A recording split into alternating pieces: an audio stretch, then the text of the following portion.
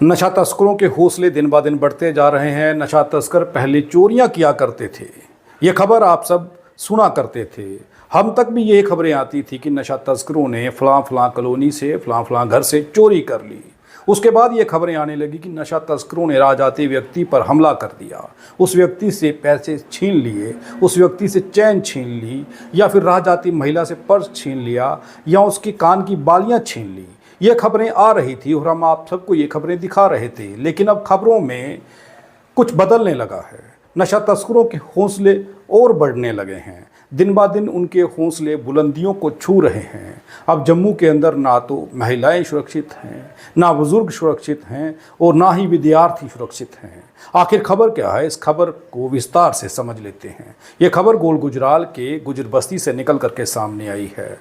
गुजर बस्ती के एक गुजर परिवार की 10वीं कक्षा में पढ़ने वाली 17 वर्ष की एक युवती घर से महज चंद फुट की दूरी पर जाती है तो बाहर से दो अज्ञात व्यक्ति आते हैं। एक आल्टो कार में आते हैं। उस आल्टो कार में उस बच्ची को अगवा कर करके ले जाते हैं। घर वाले अभी दो लोगों का नाम भी बता रहे हैं। उन लोगों ने गाड़ी को भी पहचान लिया है। वो बता रहे हैं कि गाड़ी आल्टो थी। रात के 8 बजे का समय था। लड़की काफ़ी समय से बीमार रहती थी। बड़ी मुश्किल से वो उठ कर के चल फिर सकती थी। उस दिन अचानक वो घर से कल की बात है, वो घर से कुछ फुट दूर तक जाती है और सामने से एक गाड़ी आती है, और गाड़ी जो होती है वो आल्टो होती है। आल्टो गाड़ी में कुछ लोग आते हैं, उस लड़की को ज़बरदस्ती उठा करके गाड़ी में बिठा करके उसे किडनैप कर लेते हैं। घर वालों को उस लड़की का चीखो पुकार सुनाई देती है। घर वाले जब तक उसको बचाने के लिए भागते हैं, तब तक वो जो लोग थे वो उस लड़की को अगवा कर चुके होते हैं और गाड़ी लेकर के वहाँ से भाग जाते हैं। अब परिवार के लोग ये बता रहे हैं कि वो बड़ी ब्राह्मणा की साइड के हैं, और ये भी बता रहे हैं कि वो जो दोनों लोग हैं वो नशा तस्करी का धंधा करते हैं। उन लोगों से लड़ पाना बड़ा मुश्किल है। अब नशा तस्करों से लोग कैसे टक्कर लें। नशा तस्कर पहले छोटी मोटी वारदातों को अंजाम दिया करते थे, लेकिन अब अगवा भी लोगों को करने लगे हैं। इस 17 वर्ष की छात्रा जो 10वीं कक्षा में पढ़ती है, उसको नशा तस्करों ने अगवा कर लिया है, और ये घटना कल शाम 8 बजे की है। परिवार को अभी तक अपनी बेटी का पता नहीं मिला है। वो अपनी बेटी को ढूंढ रहे हैं और पुलिस के आगे गुहार लगा रहे हैं। वो एसएसपी जम्मू को ये गुहार लगा रहे हैं कि उनकी बेटी को किसी तरीके से ढूंढ करके उनके पास पहुंचाया जाए। अब आप अंदाज़ा लगाइए कि दिन दिहाड़े ऐसे काम होने लगे हैं। अब गर्मियां आ चुकी हैं, और गर्मियों में आप जानते हैं कि शाम 7-8 बजे तक सड़कों पर रौनक होती है, लोग चल फिर रहे होते हैं।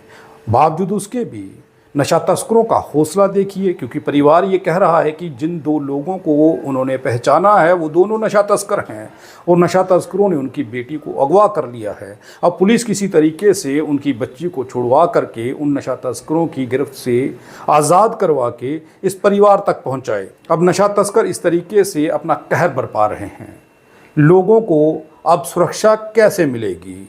हालांकि जम्मू कश्मीर पुलिस का दावा है कि जम्मू कश्मीर पुलिस नशा तस्करी पर रोक लगाने के लिए और नशा तस्करों को जेल में पहुंचाने के लिए लगातार प्रयास कर रही है। और आप खबरें भी देख रहे हैं कि रोज़ कई नशा तस्करों को पुलिस पकड़ रही है, उन लोगों को जेल तक पहुंचाने का प्रयास भी कर रही है। लेकिन उस बीच में ये खबर निकल कर के आना एक बड़ी गंभीर संकेत दे रहा है, क्योंकि नशा तस्करों ने युवती को क्यों अगवा किया है ये सोच कर के परिवार परेशान है। परिवार का ये कहना है कि वो दूध का काम करते हैं, क्योंकि गुज्जर समुदाय से हैं तो उन लोगों ने घरों में जानवर रखे होते हैं। लड़की का पिता ये बता रहा है कि वो उस वक्त दूध निकाल रहा था, वो उसी वक्त वहाँ से एक गाड़ी आती है, और वो गाड़ी आल्टो होती है, जिसमें उसकी बेटी को ज़बरदस्ती उठा करके दो नशा तस्कर वहाँ से लेकर के फरार हो जाते हैं। लेकिन वहीं पर खड़े एक व्यक्ति ने उस गाड़ी को देख लिया, और गाड़ी आल्टो थी, और गाड़ी का नंबर उन लोगों ने नोट कर लिया,